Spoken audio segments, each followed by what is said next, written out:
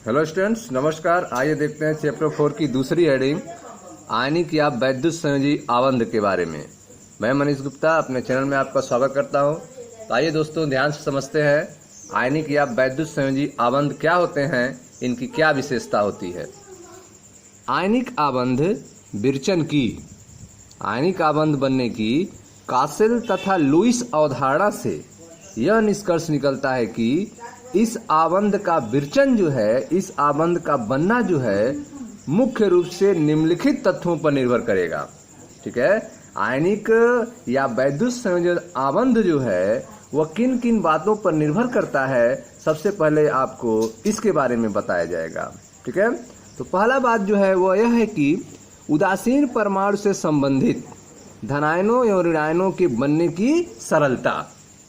आयनिक बंध अर्थात वैद्युत संयोजी बंध कब बनेगा, तो यह जो है निम्नलिखित तथ्यों पर निर्भर करेगा। पहला तथ्य यह है कि उदासीन परमाणु से संबंधित धनायनों एवं ऋणायनों के बनने की सरलता होनी चाहिए। दूसरी, धनायन एवं ऋणायनों की ठोस में व्यवस्थित होने की विधि। धनायन एवं ऋणायन की ठोस में व्यवस्थित होने की विधि अर्थात क्रिस्टलीय यौगिकों का जालक निर्मित होने की विधि। क्रिस्टलीय यौगिक का जालक निर्मित होने की विधि। ठीक है, धनायन का बनना जो है,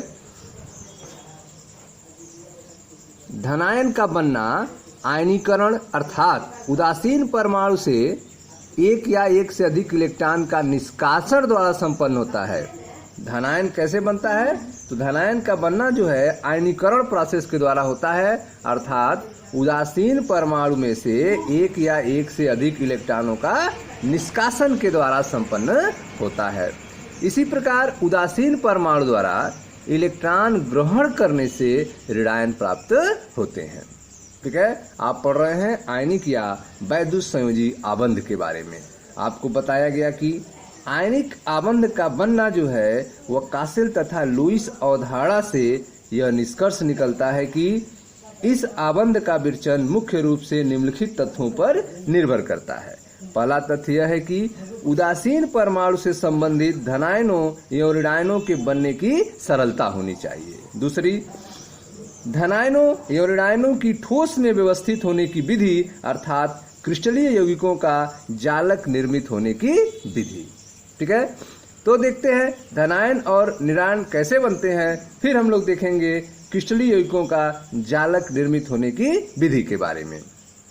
तो धनायन का बनना जो है आयनीकरण अर्थात उदासीन परमाणु में से एक या एक से अधिक इलेक्ट्रॉनों के निष्कासन के द्वारा होता है। ठीक है, इसी प्रकार उदासीन परमाणु द्वारा इलेक्ट्रॉन ग्रहण करने से ऋणायन प्राप्त होता है। यह आपका एक मेटल है जो गैस फॉर्म में है।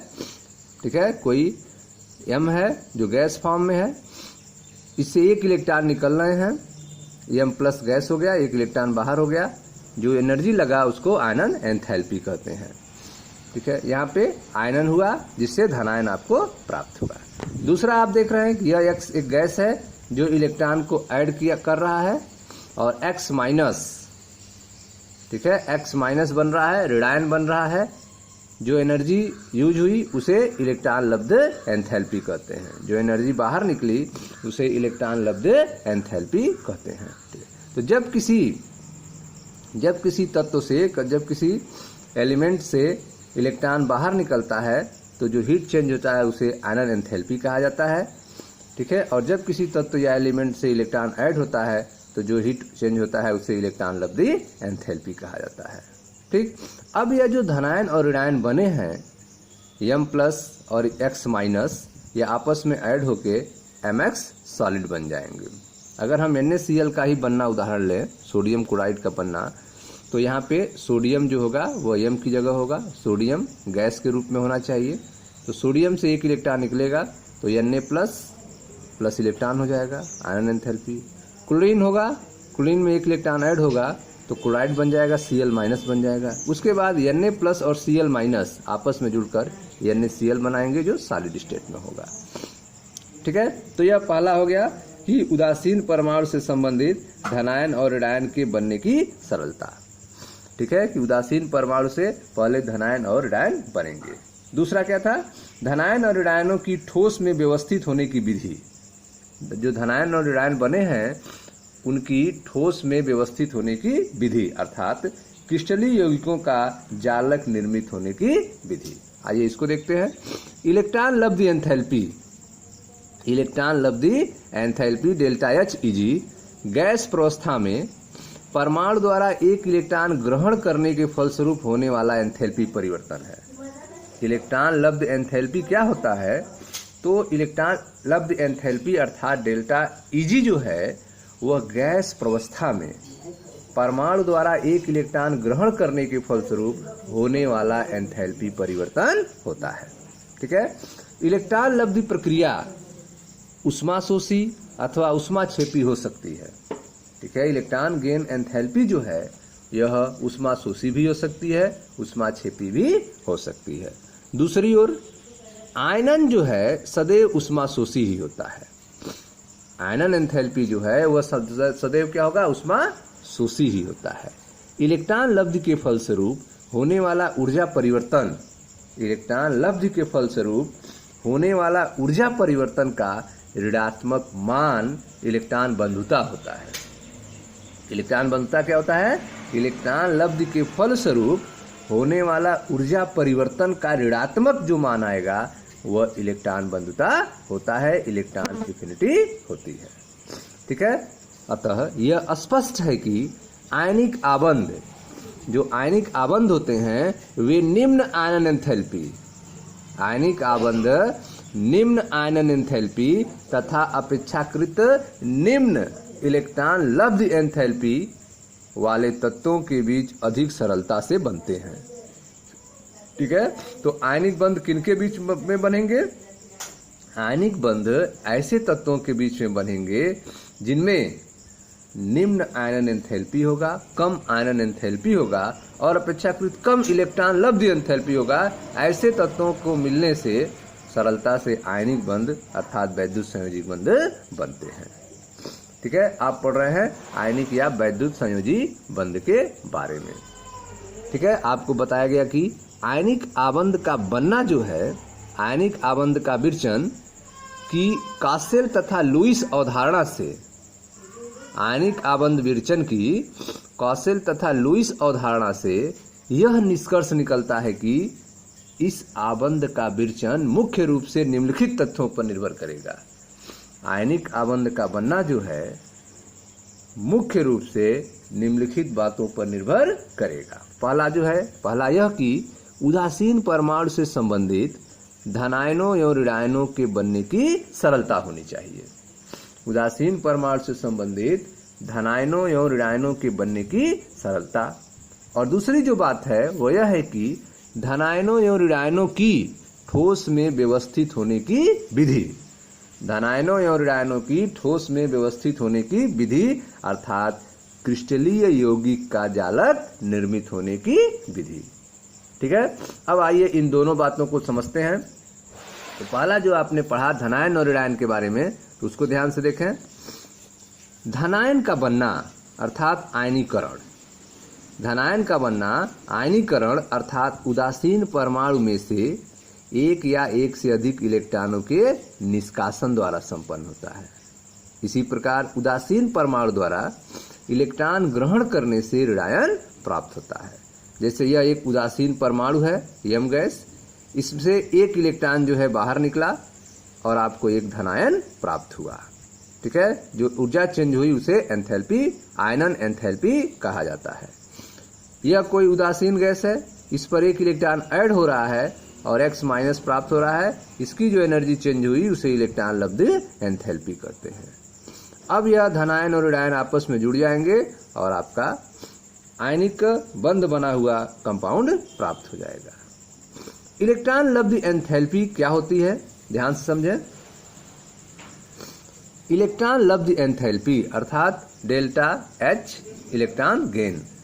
गैस प्रवस्था में परमाणु द्वारा एक इलेक्ट्रॉन ग्रहण करने के फलस्वरूप, गैस प्रवस्था में परमाणु के द्वारा एक इलेक्ट्रॉन ग्रहण करने के फलस्वरूप होने वाला एंथैल्पी परिवर्तन होता है। इलेक्ट्रॉन लब्ध एंथैल्पी गैस प्रवस्था में परमाणु के द्वारा एक इलेक्ट्रॉन ग्रहण करने के फलस्वरूप होने वाला एंथैल्पी परिवर्तन होता है। इलेक्ट्रॉन लब्ध प्रक्रिया ऊष्माशोषी अथवा ऊष्माक्षेपी हो सकती है। इलेक्ट्रॉन लब्ध प्रक्रिया जो है वह ऊष्माशोषी भी हो सकती है और ऊष्माक्षेपी भी हो सकती है, जबकि दूसरी ओर आयनन जो है वह सदैव ऊष्माशोषी ही होता है। आयनन सदैव ऊष्माशोषी होता है। इलेक्ट्रॉन लब्ध के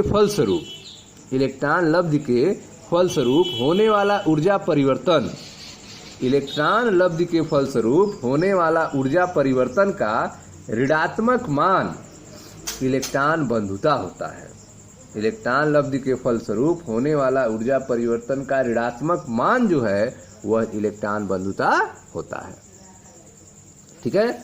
अतः अब यह स्पष्ट है कि आयनिक आबंध जो हैं वे निम्न आयनन एंथैल्पी तथा अपेक्षाकृत निम्न इलेक्ट्रॉन लब्ध एंथैल्पी वाले तत्वों के बीच अधिक सरलता से बनते हैं। आयनिक आबंध जो है ऐसे तत्वों के बीच अधिक सरलता से बनते हैं जिनका निम्न आयनन एंथैल्पी तथा अपेक्षाकृत निम्न इलेक्ट्रॉन लब्ध एंथैल्पी होता है। अधिकांश आयनिक यौगिकों के धनायन धात्विक तत्वों से तथा ऋणायन अधात्विक तत्वों से निर्मित होते हैं। ठीक है। अधिकांश आयनिक यौगिकों के जो धनायन होते हैं वे धात्विक तत्वों से बनते हैं और ऋणायन जो होते हैं वे अधात्विक तत्वों से बनते हैं। दो अधात्विक तत्वों से बनने वाला अमोनियम आयन एक अपवाद है। ठीक है। दो अधात्विक तत्वों से बनने वाला जो अमोनियम आयन है NH4+ जो है यह एक अपवाद है। यह अनेक यौगिकों में धनायन के रूप में होता है। आयनिक यौगिकों के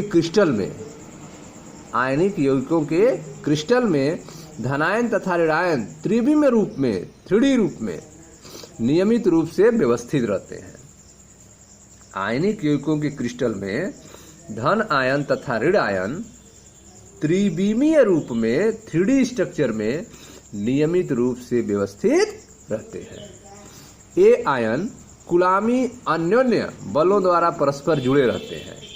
ये जो आयन है धन आयन और ऋण आयन यह कुलाम के बल के द्वारा कुलम्बिक इंटरेक्शंस के द्वारा आपस में जुड़े होते हैं। ठीक है। तो आपने देखा कि आयनिक आबंध जो हैं वे निम्न आयनन एंथैल्पी तथा अपेक्षाकृत निम्न इलेक्ट्रॉन लब्ध एंथैल्पी वाले तत्वों के बीच अधिक सरलता से बनते हैं। ठीक है। तो आयनिक या वैद्युत संयोजिक आबंध वाले यौगिक कब बनेंगे? तो आयनिक आबंध जो है वह निम्न आयनन एंथैल्पी तथा अपेक्षाकृत निम्न इलेक्ट्रॉन लब्ध एंथैल्पी वाले तत्वों के बीच अधिक सरलता से बनते हैं। अधिकांश आयनिक यौगिकों के धनायन धात्विक तत्वों से और ऋणायन जो है अधात्विक तत्वों से बने होते हैं। दो अधात्विक तत्वों से बनने वाला अमोनियम आयन जो है वह एक अपवाद है। यह अनेक यौगिकों में धनायन के रूप में होता है। ठीक है। आयनिक यौगिकों के क्रिस्टल में धनायन तथा ऋणायन त्रिविमीय रूप से नियमित रूप से व्यवस्थित होते हैं। आयनिक यौगिकों के क्रिस्टल में धनायन और ऋणायन जो होते हैं वे त्रिविमीय रूप से नियमित रूप से व्यवस्थित होते हैं। 3D स्ट्रक्चर में नियमित रूप से व्यवस्थित होते हैं। ये आयन कुलामी अन्योन्य बलों द्वारा परस्पर जुड़े रहते हैं। आयनों के आकार उनके पैकिंग क्रम, आयनों का जो आकार होता है वह उनके पैकिंग क्रम तथा अन्य कारणों के आधार पर ये यौगिक विभिन्न क्रिस्टलीय संरचनाओं में क्रिस्टलित होते हैं। ठीक है। आयनों के आकार उनके पैकिंग क्रम और अन्य कारणों के आधार पर ये यौगिक जो हैं विभिन्न क्रिस्टलीय संरचनाओं में क्रिस्टलित होते हैं। जैसे सोडियम क्लोराइड जो खनिज नमक है NaCl जो है कि क्रिस्टल संरचना यहाँ पे आप देख सकते हैं। ठीक है। तो यह खनिज नमक की संरचना है जिसमें आप देख रहे हैं यह छोटा जो है सोडियम आयन है और यह आपका क्लोराइड आयन है। सोडियम आयन क्लोराइड आयन आपस में 3D स्ट्रक्चर में XYZ तीनों अक्षों में आपस में जुड़े हुए हैं। ठीक है, तो आयनों के आकार, उनके पैकिंग क्रम तथा अन्य कारणों के आधार पर ये यौगिक विभिन्न क्रिस्टलीय संरचनाओं में क्रिस्टलित होते हैं। जैसे सोडियम क्लोराइड की क्रिस्टल की संरचना आप देख रहे हैं, इसमें जो बड़े वाले ब्लू कलर देख रहे हैं यह क्लोराइड आयन को रिप्रेजेंट करता है, और ये छोटे आप जो देख रहे हैं वो सोडियम आयन को रिप्रेजेंट करता है। और इस तरह से सोडियम क्लोराइड जो है 3D स्ट्रक्चर में आपस में जुड़े रहते हैं। आगे देखें, आयनिक ठोस के लिए इलेक्ट्रॉन लब्ध एंथैल्पी तथा आयनन एंथैल्पी का योग धनात्मक हो सकता है। ठीक है, आयनिक ठोस के लिए इलेक्ट्रॉन लब्ध एंथैल्पी तथा आयनन एंथैल्पी का योग धनात्मक हो सकता है। ऐसे में क्रिस्टल संरचना का स्थायित्व उसके जालक के बनने में उत्पन्न मुक्त ऊर्जा के कारण होता है।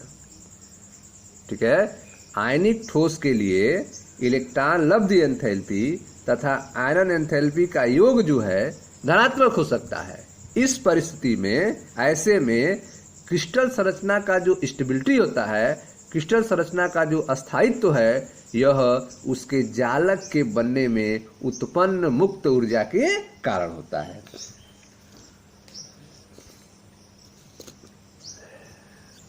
तो स्टूडेंट्स, आपने देखा कि आयनिक ठोस के लिए इलेक्ट्रॉन लब्ध एंथैल्पी तथा आयनन एंथैल्पी का योग जो है धनात्मक हो सकता है। ठीक है, ऐसे में क्रिस्टल संरचना का अस्थायित्व जो है उसके जालक के बनने में उत्पन्न मुक्त ऊर्जा के कारण होता है। जैसे उदाहरण के लिए देखें, सोडियम धातु से सोडियम आयन के बनने की आयनन ऊर्जा जो है वो 495.8 किलोजूल पर मोल है, जबकि क्लोरीन से क्लोराइड Cl गैस से Cl- गैस बनने की इलेक्ट्रॉन लब्ध एंथैल्पी केवल -348.7 किलोजूल पर मोल है। ठीक है, इन दोनों का मान जो है 147.1 किलोजूल होता है। ठीक है, आपको बताया गया कि आयनिक ठोस के लिए इलेक्ट्रॉन लब्ध एंथैल्पी तथा आयनन एंथैल्पी का योग धनात्मक हो सकता है। जैसे यहाँ पे आप देख रहे हैं कि दोनों का मान जो आया है 147.1 किलोजूल आया है, अर्थात यह धनात्मक मान आया है। आयनिक ठोस के लिए इलेक्ट्रॉन लब्ध एंथैल्पी तथा आयनन एंथैल्पी का योग धनात्मक हो सकता है।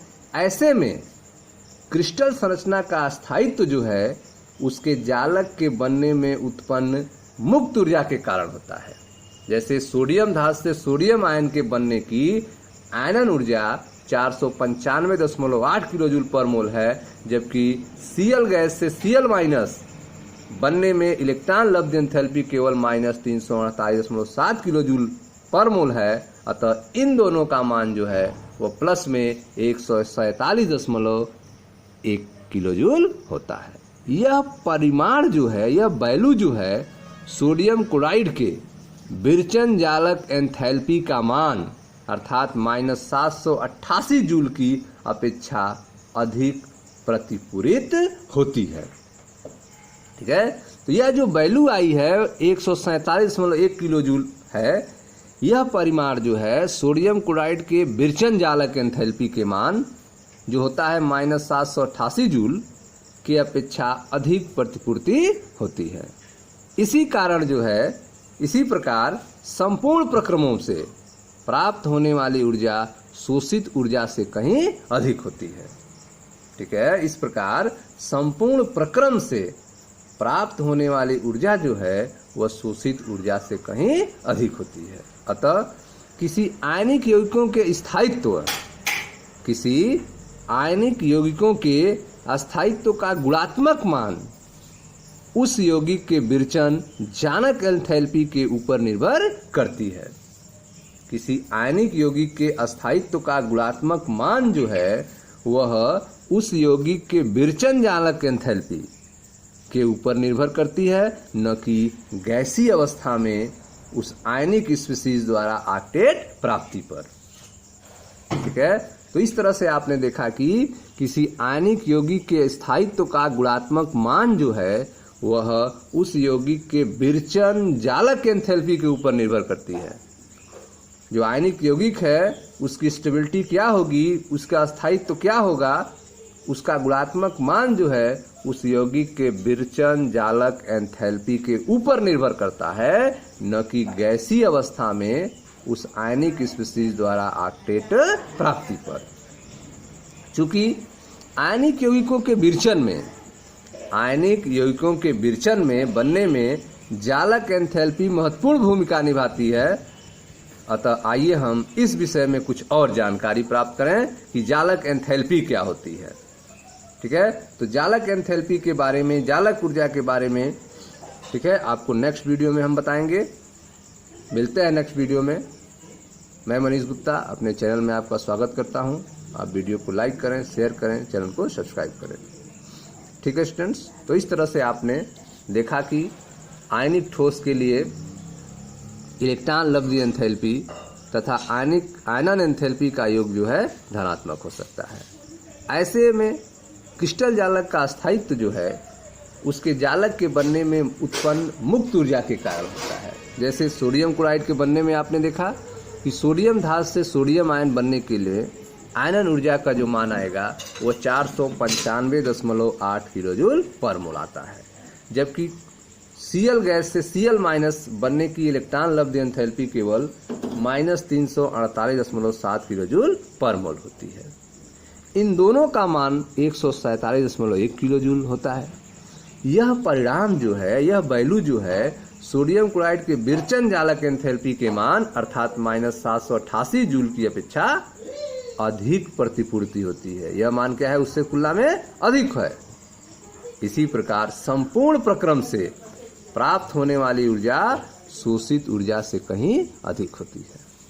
ठीक है, अतः किसी आयनिक यौगिकों के स्थायित्व का गुणात्मक मान जो है उस यौगिक के विरचन जालक एंथैल्पी के ऊपर निर्भर करता है, न कि गैसीय अवस्था में उस आयनिक स्पीशीज द्वारा ऑक्टेट प्राप्ति पर। ठीक है, चूंकि आयनिक यौगिक के विरचन में जालक एंथैल्पी की महत्वपूर्ण भूमिका होती है, तो अब आपको जालक एंथैल्पी के बारे में समझाया जाएगा। Thank you.